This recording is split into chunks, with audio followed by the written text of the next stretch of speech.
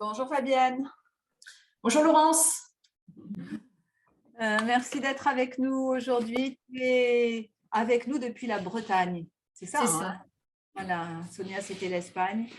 Et toi, je suis ravie que tu aies accepté, tu as tout de suite accepté de participer à cette journée et tu vas nous dire pourquoi.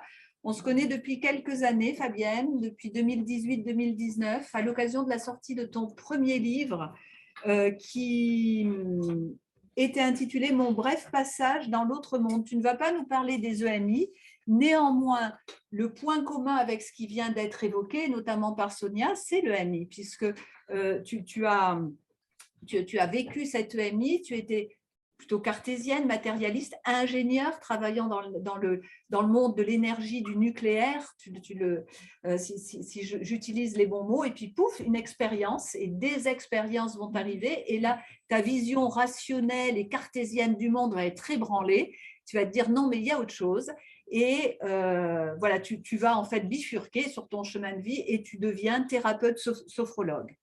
Mais on ne se refait pas, Fabienne. Alors, je parle et puis tu compléteras. Hein. On ne se refait pas. Tu es quand même à la base, quand même, très rationnel. Tu es ingénieur, quoi. Tu as un cerveau gauche qui est là, ce besoin de comprendre, de démontrer, de prouver. Et tu es encore active. Donc, tu développes ce qu'on va appeler symboliquement de manière archétypale ton cerveau droit et tes perceptions, ta sensibilité, mais mince alors.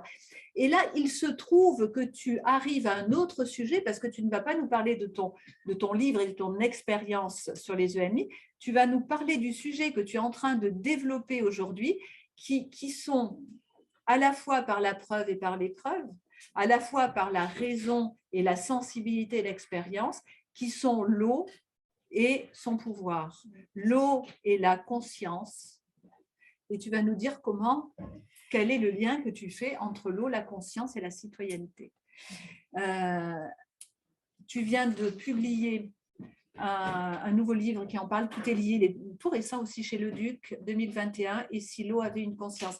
Alors, avant de te laisser la parole, Fabienne, je rends juste hommage à Stéphanie Honoré, qui est éditrice, organisatrice d'événements. En 2019, Stéphanie avait fait un grand événement à Paris qu'elle avait intitulé « La face cachée de la conscience ». Nous étions de mémoire 15 et elle avait choisi des femmes à parler. Et c'est à cette occasion que nous nous sommes connus pour parler de la conscience. Tu parlais à l'époque de ton expérience de MI et de la compréhension.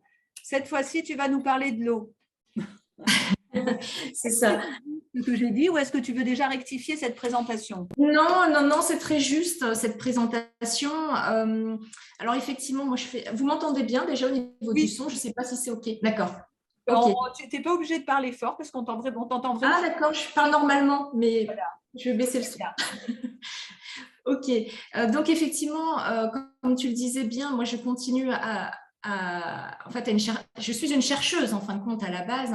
Je reste scientifique, bien qu'ayant vécu effectivement cette expérience qui m'a profondément transformée. Alors, Sonia en a parlé un petit peu des transformations que peuvent vivre les expérienceurs derrière. Et moi, je fais des recherches à l'heure actuelle beaucoup sur la thématique de l'eau. Donc, effectivement, c'est l'objet de mon livre, Tout est lié.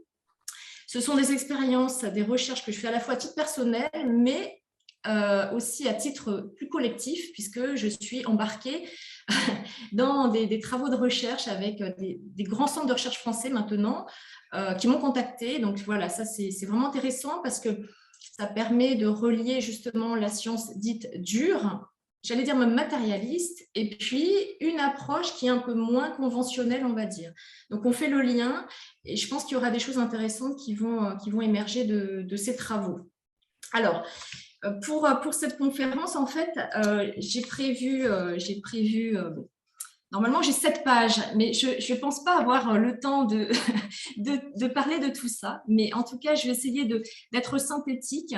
Et je vais donc vous parler de l'eau sous un angle assez atypique et original, qui est le support entre le matériel, le visible, c'est-à-dire notre quotidien, notre vie de tous les jours, et l'immatériel, l'invisible. Donc, nos pensées, nos émotions, tout ce qui est intuition, conscience universelle, la source ou Dieu. En fait, la façon dont on perçoit l'eau, c'est la façon avec laquelle on se considère en tant qu'humain et surtout on considère notre planète. Donc, on va voir qu'elle nous relie entre nous, entre nous, êtres humains, mais aussi avec la nature. Elle va nous ouvrir aussi des perspectives, un nouvel horizon et des clés de compréhension de qui nous sommes. Et cela implique des changements dans notre rapport à nous-mêmes, avec aussi les autres humains et l'environnement. Donc, vous verrez, je vais aussi parler assez écologie parce que c'est vraiment un point qui me tient à cœur, voilà, qui à mon sens, est essentiel. Donc, ma présentation va se faire en gros en 3 points. Le premier point, c'est l'impact de la vision matérialiste, qui est une vision dominante sur nous et notre planète. Dans un deuxième temps, l'impact de la vision post-matérialiste, on en a déjà parlé tout à l'heure, qui est une vision plutôt minoritaire mais grandissante. Et puis enfin, des actions citoyennes très concrètes à titre individuel et à titre collectif. Alors, le premier point, donc, c'est l'impact de la vision matérialiste. Alors déjà, l'eau, elle est considérée comme une ressource. Déjà, rien que ce mot-là de ressource me choque. Parce que ressource, ça veut dire quoi? C'est un moyen matériel pour arriver à ses fins. Donc, on voit bien déjà l'idée de possession, de moyens, finalement, pour arriver à un objectif en particulier. Il y a un côté très utilitariste. Donc, on est vraiment dans un cadre plutôt d'exploitation.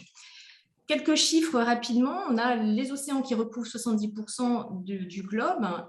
Et pourtant, l'eau, c'est une ressource qui se raréfie. La consommation d'eau, elle a augmenté de 600% le dernier siècle et ça va encore plus en augmentant. En fait, il y a 4 moteurs qui sont liés à cette hausse de consommation d'eau. Le premier, c'est l'accroissement de la population mondiale.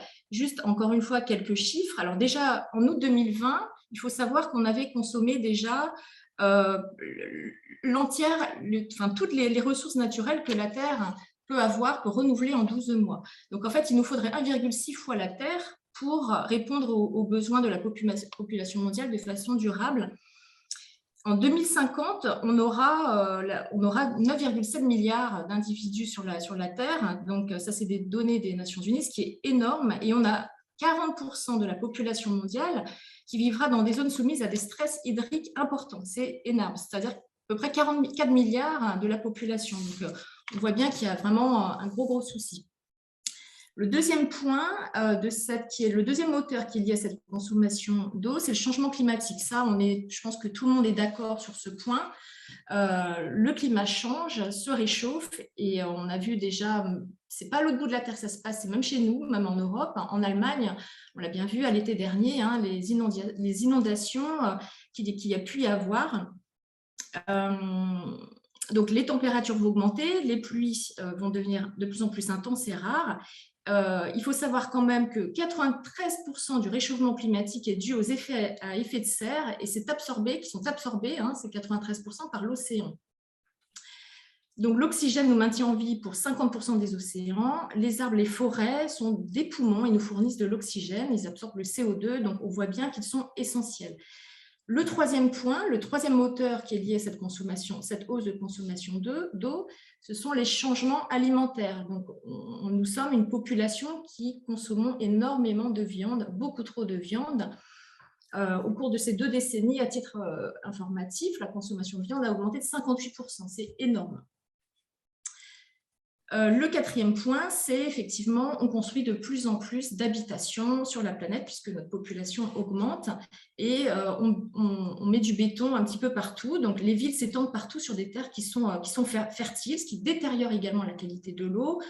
Les nappes phréatiques sont contaminées, etc. Et nous, en Occident, on pollue aussi nos eaux avec des pesticides, des médicaments, etc. Donc, on voit bien que tout ça, ces conséquences de cette vision matérialiste nous amènent effectivement à une destruction des espèces. J'ai découvert avec stupeur que les papillons qu'on connaît tous, on se dit mais les papillons, on les voit tout le temps. Là, on en a vu il n'y a pas si longtemps que ça, encore cet été, mais ils sont maintenant sur la liste des espèces en voie de disparition. Donc, on voit bien que derrière, on parle aussi d'une 6e extinction de masse. C'est quand même des drames. Ça va nous amener à des gros flux migratoires, des gens qui vont aller à la recherche de l'eau.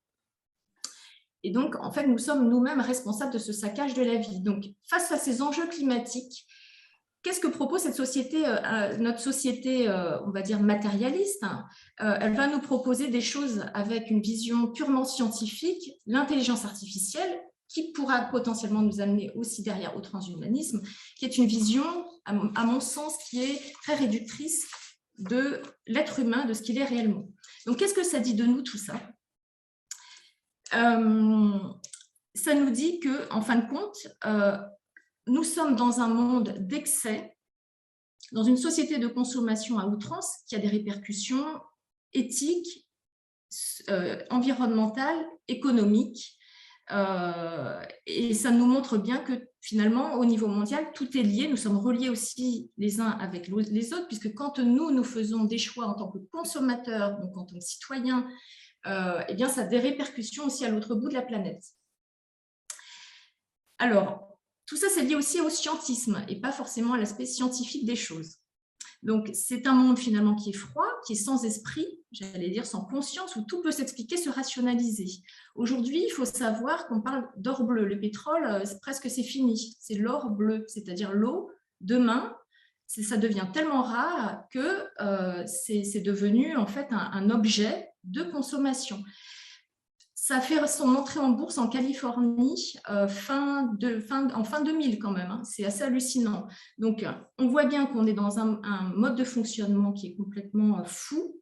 Il y a du contrôle, il y a de la domination. Je pense que voilà, avec ce qui se passe à l'heure actuelle dans le monde, on voit bien que nous sommes devenus des objets. L'humain, finalement, n'est plus souverain, j'allais dire, je me permets d'utiliser ce terme-là.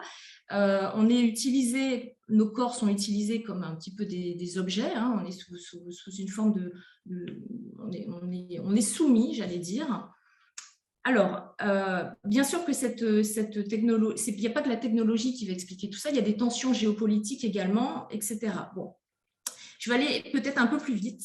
Je me rends compte que j'ai tendance un petit peu à m'attarder. C'est juste pour faire aussi un point sur ce qui ne va pas. Hein. Après, je vais aller sur qu'est-ce qui va et surtout la vision un peu plus, justement, post-matérialiste. Oui, Laurence, tu veux… Non, pardon. OK. Comme le disait Rabelais, science sans conscience n'est que ruine de l'âme. Donc, en fait, nous sommes finalement riches matériellement, mais pauvres intérieurement, nous sommes desséchés. Donc, c'est-à-dire nous sommes coupés de l'eau. Nous sommes coupés des autres êtres vivants, qu'ils soient humains, que ce soit des animaux, des végétaux. Donc, ça veut dire quoi? En fait, nous sommes coupés de cette source, de ce plus grand que nous, peu importe le nom qu'on va lui donner. Et comme le dit Edgar Morin, à force de sacrifier l'essentiel pour l'urgence, on finit par oublier l'urgence de l'essentiel. Alors, je trouve que ce sont des constatations qui sont assez moroses, on est bien d'accord. Cependant, on pourrait dire que nous sommes dans une forme d'échec collectif, mais ceci nous invite à rebondir et à trouver des solutions. Je pense qu'on est face à un mur, entre guillemets, et c'est en changeant notre vision justement sur nous-mêmes, sur l'environnement, sur la vie, qu'on va pouvoir trouver d'autres chemins. Donc, c'est la vision post-matérialiste, et comme je vous disais, j'intègre complètement l'eau dans cette compréhension globale finalement. Nous allons être comme l'eau, nous allons nous adapter, trouver des solutions. Donc, on a parlé précédemment, que ce soit Olivier, Chambon ou Sonia, de effectivement, comment dire, la vision post-matérialiste. Nous ne sommes pas qu'un corps biologique, nous sommes aussi des émotions, nous sommes des pensées.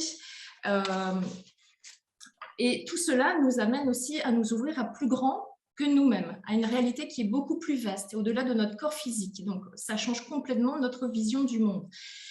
Olivier Chambon parlait de manière un petit peu symbolique de la goutte d'eau dans l'océan.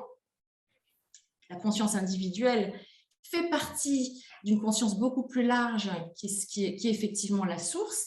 Et moi, je trouve qu'effectivement, c'est une vision très symbolique, mais qui a aussi une réalité. Alors là, je rentre dans le dur, entre guillemets, du sujet sur l'eau, sur la vision post-matérialiste. Et là, si tu permets, oui. je t'interromps. Là, on entre dans ton axe de recherche, qui est ton hypothèse, mais qui n'est pas seulement ton hypothèse, c'est l'hypothèse grandissante dans le monde scientifique. Tout à fait. Tout à fait, tout à fait. Alors, finalement, quelle est la véritable nature de l'eau? Donc l'eau, bien évidemment, comme tout le monde le sait, elle est présente partout sur la Terre, dans le sol, mais aussi dans l'air qu'on respire. Donc elle constitue à peu près 65-70% en masse de notre corps, mais au niveau du nombre de molécules, elle est à 99%, ce qui est énorme. Donc on peut dire que nous sommes l'eau.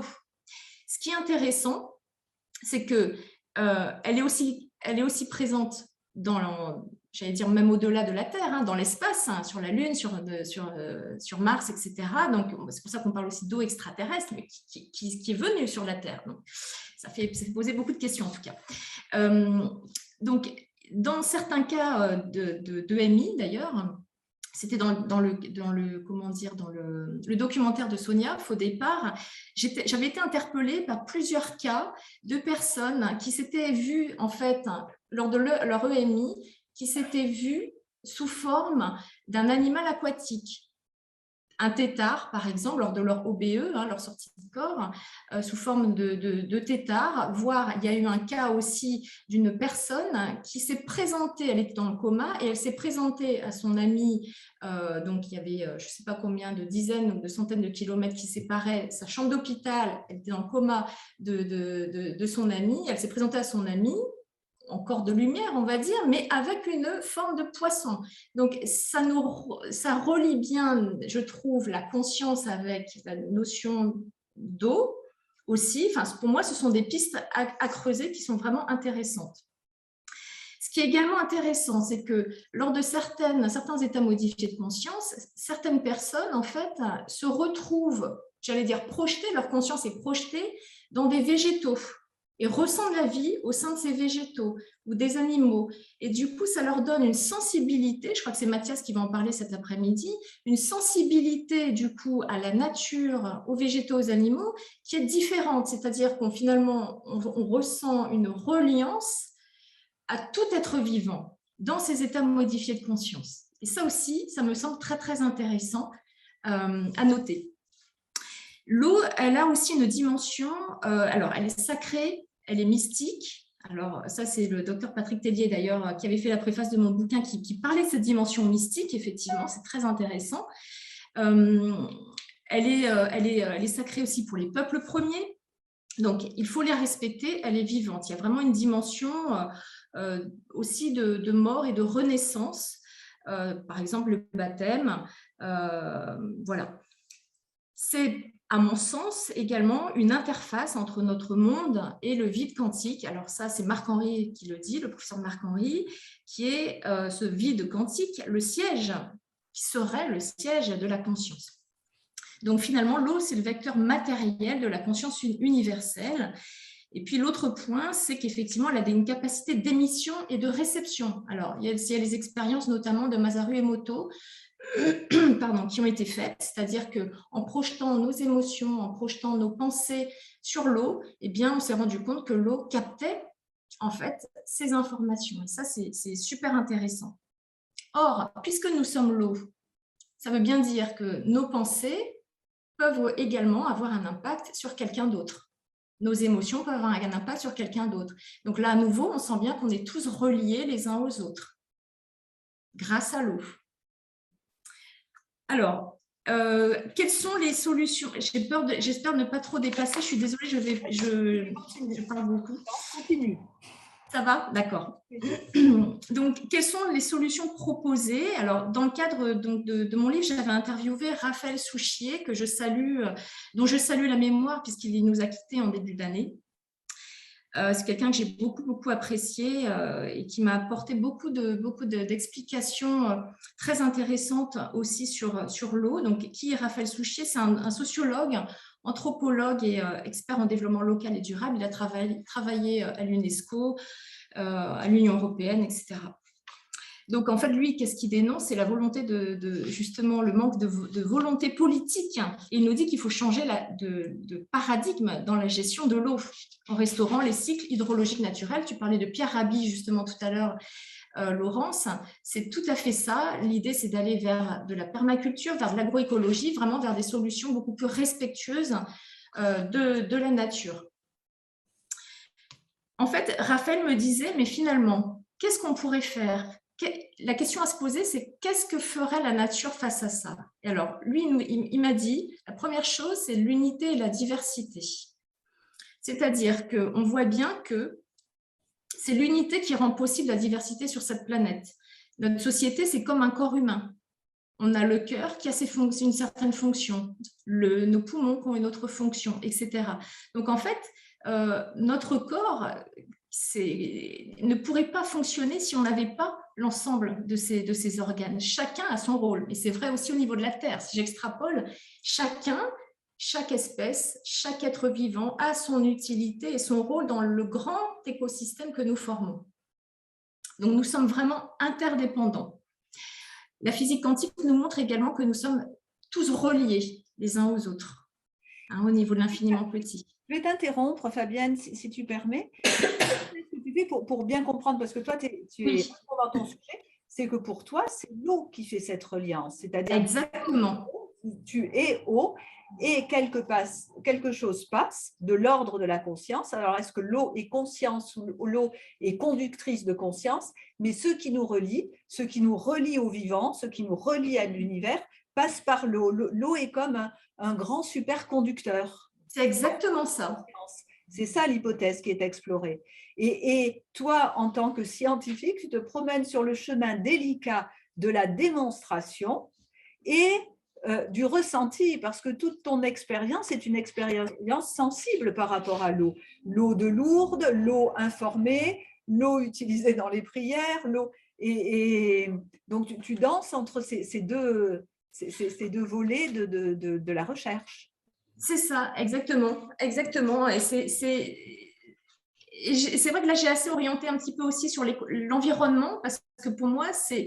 En fait, comme tout est lié, mais vraiment, et ça, je me rends mais encore plus compte. Enfin, bon, je vis des choses assez je fais beaucoup d'expériences en ce moment dans un cadre vraiment de recherche, et c'est passionnant. Et bon, je peux pas en parler maintenant, mais c'est hallucinant. On ne peut pas s'imaginer à quel point tout être vivant, même des plantes, des animaux, ont une conscience, mais vraiment, et les plantes ressentent nos émotions. Elles réagissent en fonction de juste nos intentions, elles réagissent en fonction de nos ressentis, de si on va bien, pas bien, etc., etc. Et elles réagissent, elles nous répondent. Enfin, je veux dire, ça redimensionne complètement ce qu'on croit être la réalité également. Quel est notre rapport au monde ? Et tout ça, c'est grâce à l'eau. Il n'y aurait pas d'eau, il n'y aurait pas de vie. Voilà, ça, c'est vraiment un point important. Et qui dit pas de vie, dit pas de conscience non plus. C'est pour ça que l'eau, c'est vraiment cette interface très, très importante qui nous permet aussi d'être conscients. Donc, oui, tu voulais peut-être compléter, Laurence, ou... Vas-y, termine. D'accord. L'idée aussi, c'est de revenir, Sonia en a parlé tout à l'heure, dans une notion de coopération et non pas de concurrence. On voit bien au niveau de la nature, elle fonctionne comme ça. Il y a une coopération qui se passe entre les végétaux, entre les arbres, etc. Donc, pourquoi nous, on ne pourrait pas non plus, de la même manière, fonctionner en fait ainsi? On doit aussi se positionner, non pas en tant que maître, j'allais dire, de la planète, être dominant par rapport à la planète, mais dans un mode d'interaction entre les autres êtres humains, mais également en interaction avec les végétaux, les animaux, etc. Et apprendre en fait de leur mode de fonctionnement et de les respecter surtout, comme le font bien sûr les peuples premiers. Ça, c'est vraiment, vraiment important. Alors, le dernier point que je voudrais aborder, c'est tout ce qui est justement action citoyenne au niveau individuel et au niveau collectif. Qu'est-ce qu'on peut faire? À titre individuel, ce qui est à mon sens important, c'est de se créer des moments dans la journée pour tout simplement se relier à soi-même en fait, avoir une conscience de nous-mêmes, de nos émotions, faire un moment de silence intérieur pour écouter qu'est-ce qui se passe en nous, pour aussi laisser la place à plus grand, qu'on l'appelle Dieu, qu'on l'appelle conscience, la source, etc., on a besoin de ça pour laisser notre, j'allais dire, notre ego, notre personnalité de manière beaucoup plus, pas forcément de côté, mais en tout cas, il y a besoin de ça pour qu'on fasse de la place à autre chose, à cette conscience qui est beaucoup plus grande que nous. Parce que se connecter à soi d'une manière beaucoup plus large, avec notamment les états modifiés de conscience, permet également de se connecter aux autres différemment et d'être dans une notion d'amour. Et aimer l'autre, c'est le respecter. Ça veut dire aussi créer des espaces d'accueil, d'écoute, de partage pour pouvoir échanger. Et c'est aussi l'objet finalement aussi de cette rencontre, de pouvoir laisser justement les personnes s'exprimer, échanger, etc. L'autre chose, c'était la gratitude. Ça, c'est hyper important, de remercier le matin, le soir, de la même manière.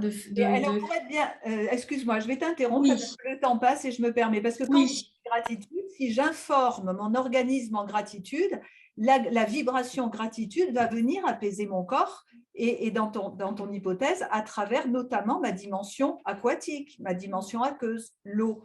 Exactement. C'est un peu, la méditation est comme j'apaise l'eau en moi, donc j'apaise mon état vibratoire. Pour toi et pour les personnes qui recherchent à côté de toi, et tu ne peux pas nous parler à l'heure actuelle de tout, ça passe bien par l'eau. J'ai bien capté, hein? C'est exactement ça, tu as tout à fait compris. Quand on dit l'eau de Lourdes, elle est réellement informée de tout cette succession et de gratitude et d'apparition de la Vierge Marie. Donc, il y a eu quelque chose, une vibration dont l'eau a gardé la mémoire. Et cette eau, moi, quand j'étais petite, on me disait l'eau de Lourdes, je dis, oh, l'eau de Lourdes. Mais toi, tu dis non, l'eau de Lourdes, sacrée, l'eau de Lourdes, par exemple. Exactement. L'eau de Lourdes, elle a la particularité, effectivement, alors il y a plein de guérisons, de phénomènes de guérison qui sont liés à cette eau, entre autres. L'eau, en fin de compte, il y a énormément de personnes qui viennent prier à Lourdes, qui sont dans une reliance à plus grand qu'eux et ils demandent la guérison pour d'autres personnes. Et le fait finalement de s'extraire de soi-même et aussi de demander pour autrui la guérison, donc d'envoyer de l'amour aussi dans cette demande de compassion, d'amour qu'on peut émettre, ça favorise effectivement la guérison. Donc l'eau, c'est vraiment, alors, et quand tu dis effectivement dans un état de méditation, qu'est-ce qui se passe à l'intérieur de toi? C'est l'eau qui agit aussi comme vecteur. L'eau va capter en fin de compte la vibration que tu émets liée à ton état intérieur, qui est un état de calme, un état de pensée ou de pensée entre guillemets positive, etc. Et tout ça va agir effectivement sur ton corps physique, mais aussi tes autres corps, on va dire énergétiques. Voilà, pour faire simple. Dans un monde de demain, Fabienne, qu'on souhaite plus conscient, Olivier l'a dit un peu, Sonia l'a dit un peu, et tu le dis, on a un autre rapport à ce qu'on appelle les biens communs. La nature, l'air, toi tu dis l'eau. Notre rapport demain à l'eau, c'est quoi? Ça ressemble à quoi? Tu as fait une expérience où tu as testé avec une personne qui était médium de l'eau en bouteille, l'eau d'un ruisseau, et on voit par exemple, tu voyais que l'eau en bouteille est une eau en souffrance. C'est une eau qui n'a pas envie d'être enfermée dans un plastique. C'est un exemple. Demain, dans un monde plus conscient, notre rapport à l'eau, et donc à la conscience, mais par l'eau, c'est quoi? Comment on traite l'eau demain et quel est notre rapport à l'eau? Justement, je pense que c'est revenir à quelque chose de beaucoup plus naturel. De prendre conscience, première chose, de prendre conscience que l'eau est consciente d'une certaine manière, c'est-à-dire, j'en ai parlé tout à l'heure, qu'elle est capable de ressentir nos propres émotions, mais également d'exprimer, je dis bien exprimer elle-même ce qu'elle ressent. Ça, c'est important ce que je suis en train de dire parce que c'est pas que elle ne fait pas office que de disque dur où elle recevrait une information et puis elle retransmettrait cette information. Là, il y a des choses vraiment assez stupéfiantes qui sont en train d'être mises à jour. enfin mise à jour, oui, révélée, j'allais dire. Donc, ça veut dire que cette eau, elle vit, elle est vivante. Elle est vivante. Donc, on ne peut pas considérer, à moins de rester dans cette vision matérialiste, de dire l'eau, c'est un objet, je la conditionne, j'en ai rien à faire, elle a ses émotions, elle a sa vie, etc., mais j'en ai rien à faire. Est-ce qu'on fonctionne comme ça ou pas? Ou est-ce qu'on se dit, ben non, finalement, on en prend soin. Alors, comment en prendre soin? Ça peut être peut-être ne pas la forcer non plus à prendre comment dire, à faire des canaux, parce que c'est ce qu'on fait en fait, hein, des canalisations. C'est tout droit. On sait que l'eau, elle ne vit pas quand il faut la laisser dans son cycle naturel, son cours d'eau naturel.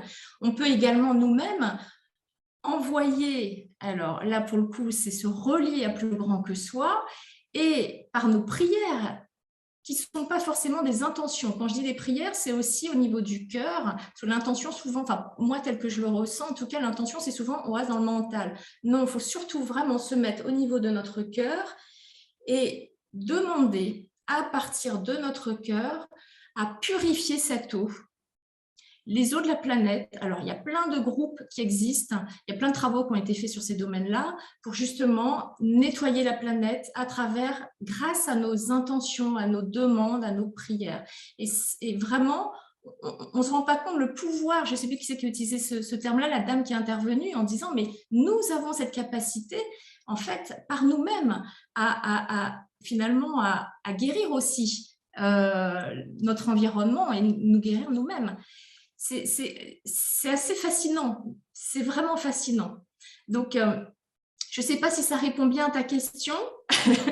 Et alors, pour compléter, au quotidien, je peux avoir conscience que je suis eau et que ma conscience passe par ma dimension eau. Je peux envoyer par le cœur de l'intention à l'eau de la planète, des océans, de la mer, et je contribuerai à apaiser. Et ce que tu dis, ce n'est pas une vue de l'esprit, c'est vibratoirement réel. Et qu'est-ce que je fais avec l'eau que je consomme? Parce que des fois, je reconnais que je bois pas en conscience. Qu'est-ce que je fais avec l'eau, l'eau autour de moi? Alors, oui, tout à fait. Très concrètement, l'eau, vous pouvez lui émettre une intention, une demande.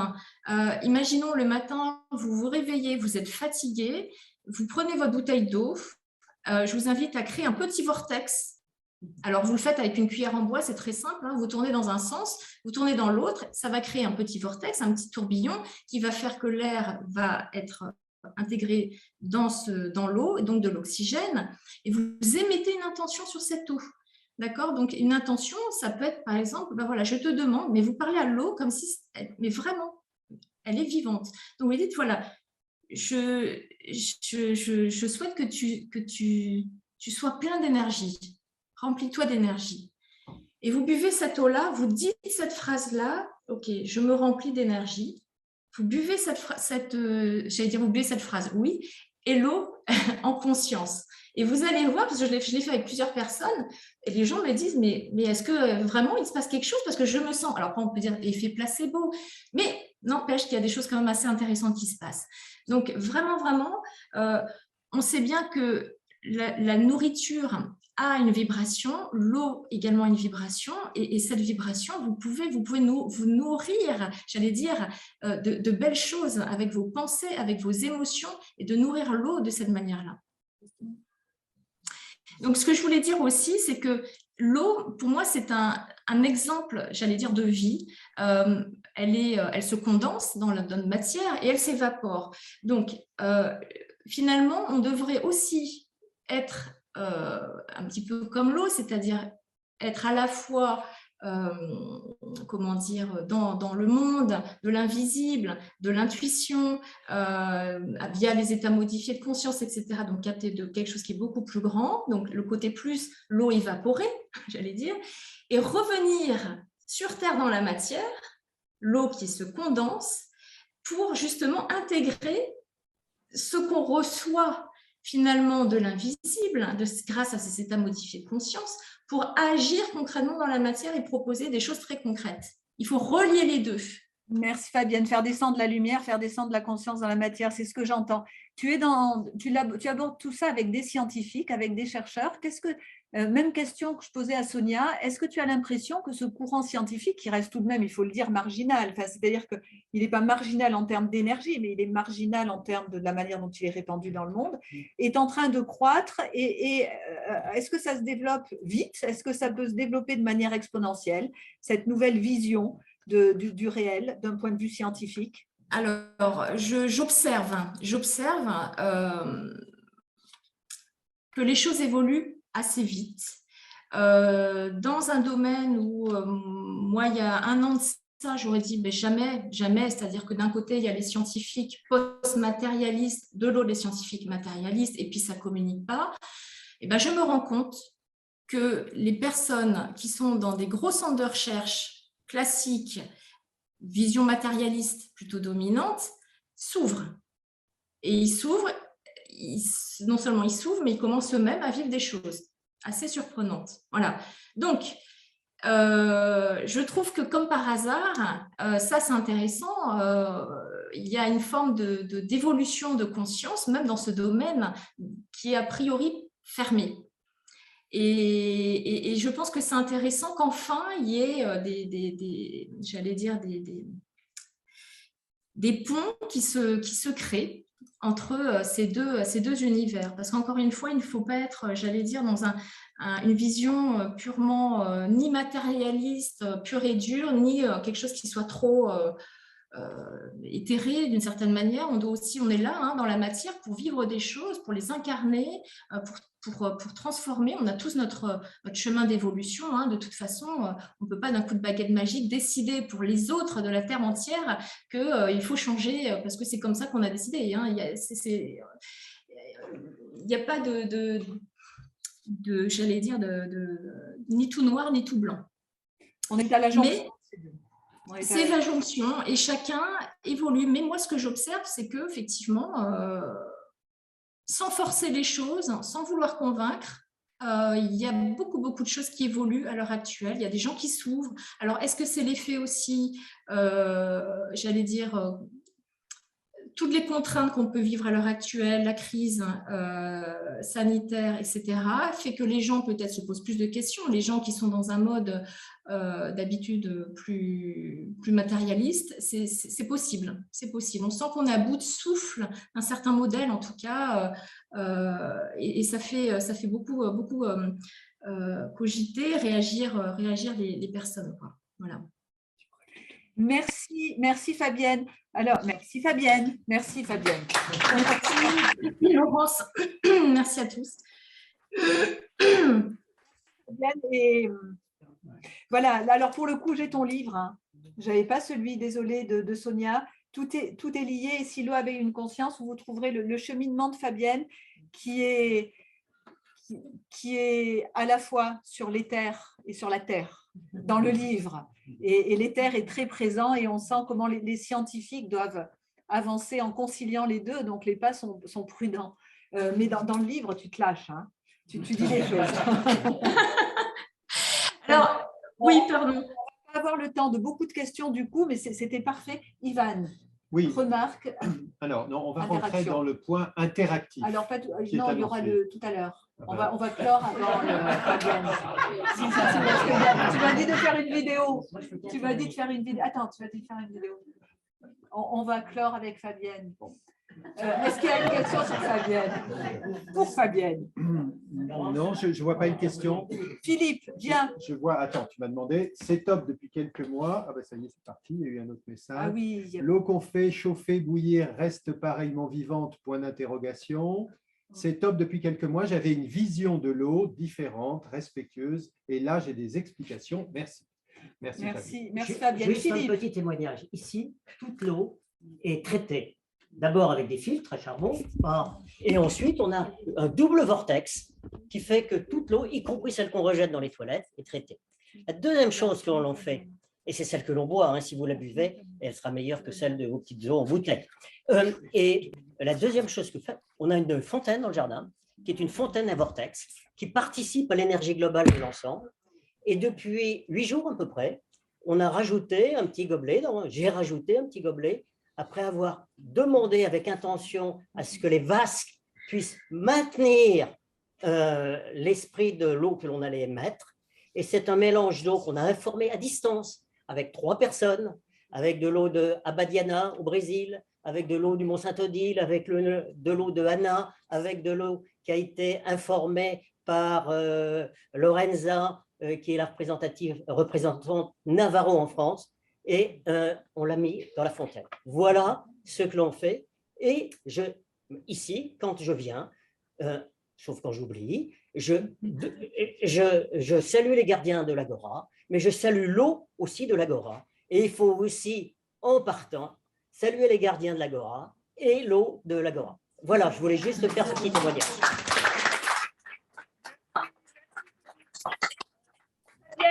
Un grand merci de nous avoir reliés à cette notion de bien commun à travers l'eau. Vraiment un grand merci et de vivre. C'est nous qui créons le réel et plus on va se connecter en conscience à ces dimensions. Et toi, c'est la nature, c'est le vent, c'est l'air. Toi, tu nous y invites par l'eau en disant l'eau est en plus particulière car nous sommes faits d'eau. Donc, la conscience de l'univers est en nous dans chacune de nos cellules. C'est ça que tu dis. Et alors, c'est sûr, quand on a fait une EMI et qu'on s'en est rendu compte à travers une EMI, on l'oublie moins que quand on nous l'a dit à une conférence seulement. Mais voilà, ça se travaille et c'est à chacun de nous, et je vais y veiller, d'intégrer cette dimension. Et à partir de ce moment-là, ben, nous nous offrons la possibilité de nous relier à ce que tu nommes le plus grand que soi. Un grand merci, Fabienne. Tu parles beaucoup aussi, est-ce un hasard ? Tu parles beaucoup aussi de ce mot qu'on a banalisé dans notre société, mais qui est un mot très puissant, c'est le mot amour. Est-ce que tout ça a à voir avec l'amour ? Bien sûr que ça a à voir avec l'amour. C'est la seule chose qui compte, d'ailleurs. Il faut bien se dire qu'on est juste de passage sur cette terre et qu'à chaque instant on peut partir. Enfin, j'en ai fait l'expérience moi-même il y a pas mal d'années. Donc forcément, ça change le regard aussi sur la vie, la mort, qui n'est qu'un passage encore une fois, mais en tout cas, tous les moments qu'on vit sont uniques. Tous les moments doivent, j'allais dire, être partagés, être vécus avec joie dans la mesure du possible. Et de retrouver cet enthousiasme et ce qui nous fait pétiller à l'intérieur de nous-mêmes, c'est-à-dire, je vais dire, en faisant un jeu de mots, de l'eau pétillante presque, mais voilà, on doit vraiment retrouver en nous et faire vivre cet amour, même quand on voit tout ce qui se passe de négatif à l'extérieur de nous, dans cette planète, cette société. On a vraiment ce pouvoir intérieur de changer les choses. On l'a dit plusieurs reprises, Sonia l'a dit aussi tout à l'heure, hein, il ne faut pas chercher à l'extérieur de nous-mêmes les solutions, elles sont à l'intérieur de nous. Dieu est en nous, hein, c'est Dieu la source, l'eau est en nous. C'est vraiment, c'est hyper important, c'est hyper important. Voilà, quand nous oublions, si je suis connectée à la source, puisque l'eau est en moi. Grand merci, Fabienne. Merci Laurent, merci à tous. Tu restes avec nous ce matin, je crois. Hein, oui. Super, merci. Et là, c'est à Roland d'agir qui avait oublié, peut-être, non. Et tu vas. Nous allons passer, excuse-moi Ivan, c'est maintenant, parce que tu m'avais dit fais un jingle, alors on a fait un jingle. Nous allons passer un temps interactif, temps d'étape interactif. Pour le jingle. On y va. Roland.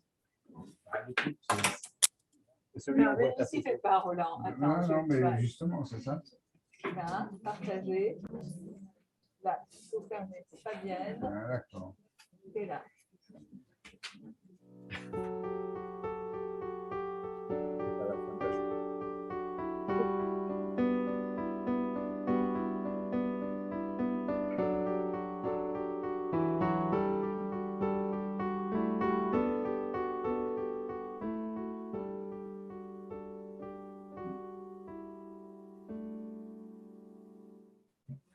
C'est le point d'étape? Oui. Alors, on y est.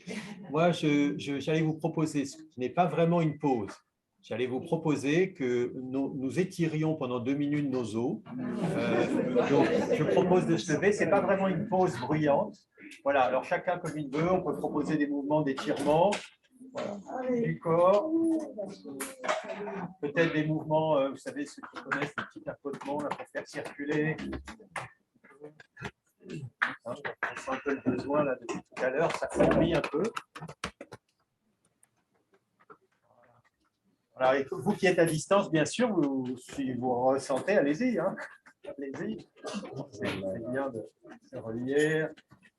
Inspirer, expirer avec notre eau, parce qu'avec cette conscience que Fabienne nous a donnée, à chaque fois, on communique avec notre eau, nos eaux intérieures.